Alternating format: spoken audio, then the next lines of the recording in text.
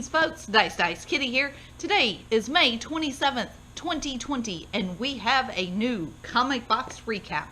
So, I got the new Wonder Woman book this week, but did not read it because I'm still behind.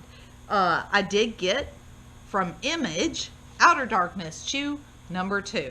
Alright, this book, when I read number 1, I was like, oh, time travel. Not big on time travel.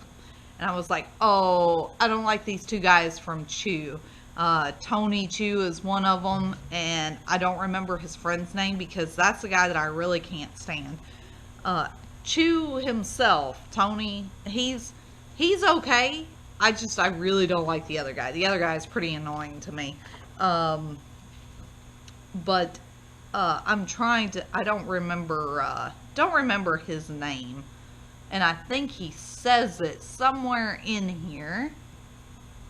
Well, no. I don't know. I'm not going to sit here and look for it.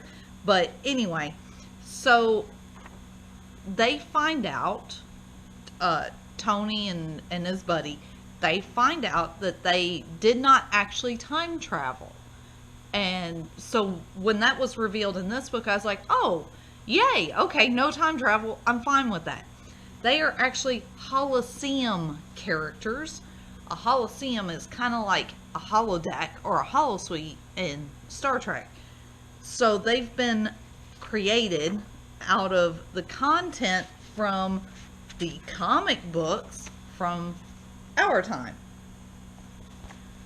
So I love this crossover type stuff where they're not actually like in the same continuity, you know, because they're comic book characters, but then they are in the same continuity because they've just been brought to life in this continuity. So I love it. It's great. They find out, and Prakish was really upset and was telling Satalis that you should not have done this because when we do this stuff, when we create characters, people die. And you know, Satalis is like, eh. I love these characters. They're so much fun to read. Well, progressing on through the story, Tony Chew and his buddy now know what's going on because his buddy hacked into the computer and found out what was going on. But Tony's kind of going along with the whole scenario, which he was brought to life to talk to this dude, this alien dude, through food. Well, it works. He can understand him, but he's starting to stall. Colby, that's his name. That's his friend's name. I just saw it on here. So Tony Chew and Colby are trying to figure out how to get out of this situation because they don't want to be deleted, basically. And all of this whole issue here just is all Trekky, and I love it. Well, Colby reminds me of Moriarty from Trek. He makes a whole slew of people from their comic book, I believe. Again, I haven't read Chew, so I'm not sure if they're all from Chew, but they seem to know them. But yeah, so they have a chicken pollo, I think is how it's said. I'm not sure. I think he's like some kind of either nemesis or rival or something from Chew. And so Colby starts messing around with the controls and creates Demon Chicken Pollo. Oh boy. And Prakish is freaking out because there's a level 5 infernal demon on the ship now. And I wonder who that was. It was Demon Chicken Pollo. Oh boy. This book has gotten good. Like, the first issue I was a little iffy on. But this is what I was waiting for. I was waiting for something like this.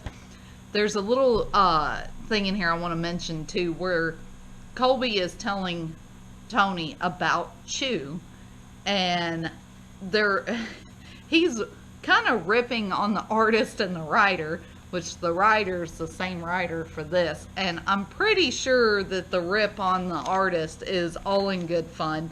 But I was reading it and I was like, oh, this sounds like something I would do if I was writing a book with characters talking about another book that I was writing. So it was just funny to read this. This whole page here was just great. Layman is such a good writer. I love his stuff, and it makes me want to read Chew, but I just really don't like Colby. If there is one character in a book that I just really cannot stand, it's hard for me to actually read the book. I can read Outer Darkness because it's mostly about this guy, this Tony Chew guy, and how he connects with the Outer Darkness crew on the Sharon and all the other events going on. Colby's just kind of there. So that's how I feel right now anyway. But he's like part cyborg or something. I don't know. I just don't care for him. I don't like his personality, and I just don't like him. But I like Tony Chew, and I don't know. I might try to read Chew just to see how I like it, but I'm a little skeptical just because of Colby. But I love this issue. This issue here, like I said, this is what I was waiting for. I was waiting for something like the other shoe to drop so I could go, okay, I'm on board. So I'm 100% behind Outer Darkness Chew. Great stuff. Can't wait for issue 3. All right, folks. Thanks for tuning in. I'll catch y'all next week.